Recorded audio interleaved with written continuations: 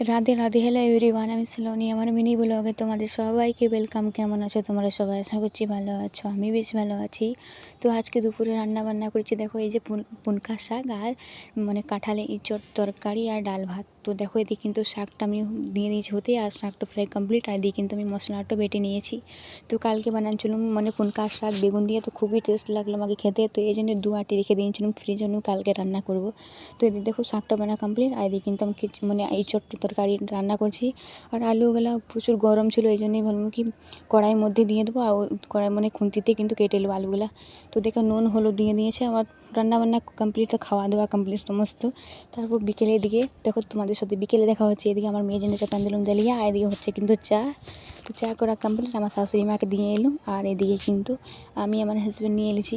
তো যাই হোক, দেখো চাটা খাওয়া কমপ্লিট, এখন হয়ে গেলো সন্ধে। তো সন্ধেবেলা এখন হয়ে গেলো। আর এদিকে কিন্তু আমার মেয়ের জন্য দালিয়াটা করেছিল, ঠান্ডা হতে দিয়েছি, খাওয়াবো।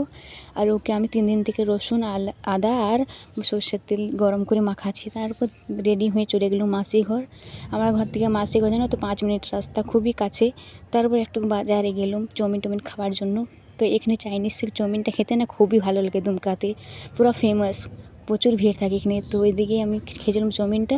তারপর খাওয়া দাওয়া করে যেছি এখন ঘর গিয়ে খাবার খাবো। টাটা।